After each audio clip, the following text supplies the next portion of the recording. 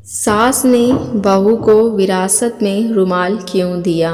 आज सासू माँ की 13वीं थी। मेहमानों के बीच उदासी ओढ़कर नकली आंसू बहाते हुए बहू संजना अब उकता गई थी। एक ननद को छोड़कर बाकी सभी मेहमान जा चुके थे। अब उसे इंतज़ार था सास की विरासत में छोड़ी हुई चीज़ देखने का।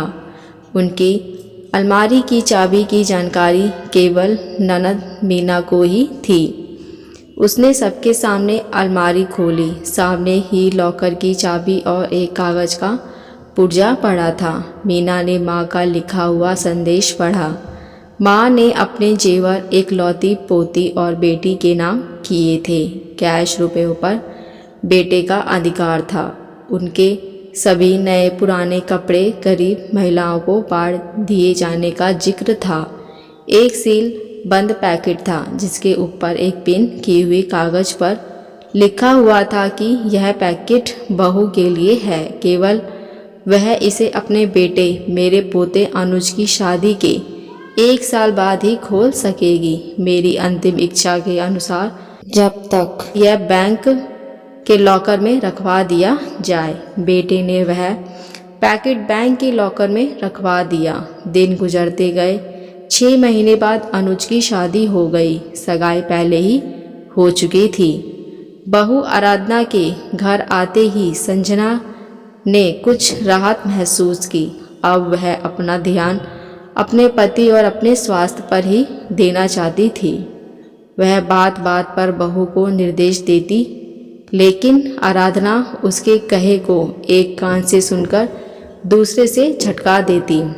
सास की कही हर बात पर उल्टा जवाब देती। धीरे धीरे उसने सास को रसोई से बेदखल कर दिया। समय गुजरता रहा और संजना हालात से समझौता करती गई। अब पुराना संयुक्त परिवार का ज़माना नहीं रहा जब सास बहू पर हावी हुआ करती थी। आज की बहू ने सास को अच्छा होने का मौका ही नहीं देती, बल्कि ऐसा माहौल पैदा करती हैं जिससे उसे बुरा साबित किया जा सके और मौका मिलते ही पति को लेकर उड़ सके। कई सदी के इतिहास के वे पन्ने सास बहू पर हावी हुआ करती थी। आज की बहुओं ने फाड़कर फेंक दिया है। सास कितनी भी पढ़ी लिखी और समझदार हो, लेकिन बहू स्वतंत्र ही रहना चाहती है और उनके लिए जाल बुनती रहती है।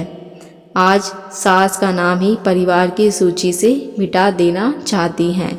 उसने भी तो यही किया था ना अपनी सास सुमित्रा के साथ। वह पढ़ी लिखी सुलझी विचारों की महिला थी और अपने पुराने विचारों की सास से मिलते हुए कष्टों को भूलकर संजना को हर तरह की सुविधाएं, सहयोग और प्यार देकर सास के नाम पर लगे महनूज धब्बे को हमेशा के लिए मिटाकर नया इतिहास रचना चाहती थी। लेकिन संजना क्षण भर भी खुशी ना दे सकी उसे। आज उसे सास की बहुत याद आ रही थी। तभी सामने लगे कैलेंडर पर उसकी निगाहें पड़ गई। 2 दिन बाद ही बेटे बहू की शादी की पहली सालगिरह है। साथ ही विरासत के अनुसार 1 साल पूरा हो चुका था। तीसरे दिन ही वह बैंक जाकर लॉकर से अपने नाम का पैकेट निकलवा कर ले आई। मन में उथल पुथल मची हुई थी कि आखिर उसे सास ने क्या दिया होगा। बहू बेटे के इधर उधर होते ही उसने वो पैकेट खोल दिया। अंदर सास के तय किए हुए लगभग 1 दर्जन पुराने रुमाल थे और एक दूसरा पैकेट भी था। देखकर अचानक उसकी आंखें एक सवाल किए सिकुड़ गई। एक की हुई पिन हुई कागज पर लिखे शब्द पढ़ने लगी। बहू, यह भी वह रुमाल है जिससे मैंने अपने बेटे का विवाह होने के 1 साल बाद मृत्यु यापन आंसू पोंछती रही। पढ़कर उसकी आंखों से अविरल आंसू बहने लगे। रोते रोते उसने दूसरा पैकेट खोला। उसमें उतने ही बिल्कुल नए रुमाल थे और वैसे ही कागज का टुकड़ा पिन किए हुए था। वहीं से उसे सास की आवाज़ सुनाई दी।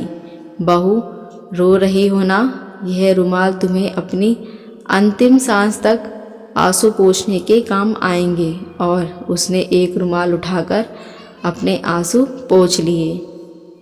आशा करती हूँ ये कहानी आपको अच्छी लगी होगी। अगर अच्छी लगी हो तो मेरे चैनल को सब्सक्राइब, लाइक, शेयर ज़रूर करें। अब मिलते हैं नई कहानी के साथ। देखने और सुनने के लिए धन्यवाद।